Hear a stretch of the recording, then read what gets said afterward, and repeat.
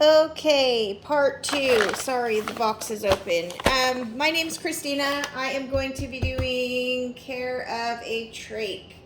I'm going to be 100% honest. I am horrible at trachs. But I'm going to hopefully walk my way through this and get through this. Anyway, first I am going to gather my stuff together.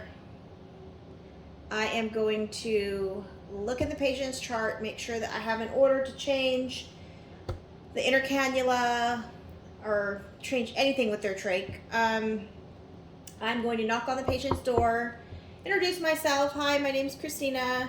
I'm going to be your nurse. Explain to the patient what I'm going to be doing. I'm going to be changing your trach and changing the dressing. If the patient is awake or even if they're unconscious, you still explain what you're doing because it's just good bedside manner. I wouldn't want to be unconscious, and I mean, I don't know if people can hear or not, and this is totally off subject, but I don't know if they can hear or not, but you still explain it because you never know who's listening. Anyway, I'm going to identify the patient, ask them their name and date of birth. If I can't identify the patient that way, if they are unconscious, I am going to look at their band. I'm going to look at their wristband. Either way, verify who I'm working with. I'm going to put my stuff on a bedside table. Hopefully it's somewhat cleaned off, and get it at waist height. For these purposes, I'm going to be using my kitchen because that's what I have available right now. Everything else is a hot mess. Just got off work. My son just walked in the door all upset anyway. I'm going to make sure that they need this done. If they don't need it done, there's no reason to do it unless there's a specified order. You don't want to make your patients uncomfortable if you don't have to. I am going to wash my hands. I don't know if I washed my hands already or not, so I'll wash them again. I am going to put on my PPE, especially if I'm going to be doing any kind of suctioning. You want to have a face shield on and at least a gown because you don't know what's going to go where. I am going to suction the patient if I need to. If I'm going to assess their respiratory status.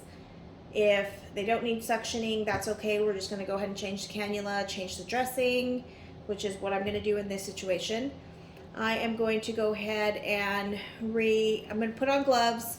I'm going to remove the oxygen if they even have oxygen on over there, like a trach collar, oxygen tent. I forget the actual specific name of that, but it's the little thing that goes over their trach.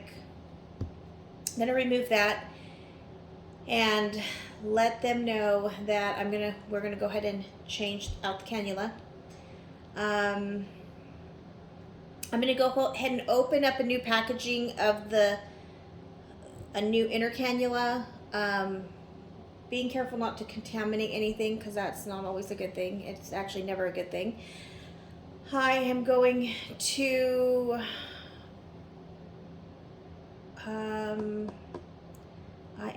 I can't remember. I am going to open the package of the little cotton swabs, and I am going to open the little sterile cup that it comes with and add a little bit of water in there. I am going to open the little disposable bag for trash, and I'm going to make sure everything is within reach. I'm going to go ahead and put on disposable gloves. I think I did that backwards. I think I'm supposed to do all that before I remove the oxygen. If the patient isn't wearing oxygen, you can go ahead and do all that whenever because it doesn't really matter. Anyway, I am going to remove the oxygen. I am going to stabilize the outer cannula that the patient has with my non-dominant hand. With my dominant hand, I am going to go ahead and grasp the locking mechanism. I haven't really worked with trachs too much, so it's kind of foreign to me, but I'm going to grasp the locking mechanism of the inner cannula with my dominant hand. I'm going to press the tabs, release the lock. Gently remove the inner cannula and place in the disposal bag, the little plastic bag that I had set there. I am going to remove the site dressing and dispose of it in the trash also, because you don't want to put new stuff on with old stuff. Working as quick as I can, I'm going to go ahead and discard my gloves, put on sterile gloves, pick up the new inner cannula with the sterile glove.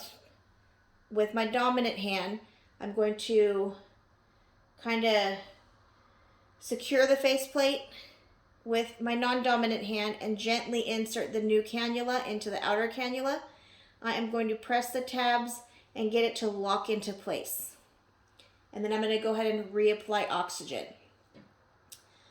If we need to change the dressing around the cannula, we're going to remove the oxygen again. We are going to dip the cotton applicator like a gauze in some sterile saline and clean around the stoma and underneath the faceplate that sits on the neck. This being my neck. I'm only going to use one piece of gauze one time around. I'm not going to scrub. I'm just going to, just like you would any other kind of wound, you want to just keep it as clean and as sterile as possible. I'm going to go ahead and slide. I'm going to use this one because it's a split one. I'm going to go ahead and slide the trach dressing underneath, and that way it kind of goes, well, you can do it up this way too. However, it's going to go around the stoma. And then I am going to change the trach holder, the Velcro, I don't know what you call that, the Velcro thing. I will ask for a second set of hands. I should hopefully have a second set of hands if I know I'm going to have to change all of that, because you don't want to have to be midway and have to go find somebody or try and find the call light and get some extra hands. But you'll open the package for the new trach collar, and we'll both put on clean gloves, because we don't want to be working with dirty gloves on new stuff.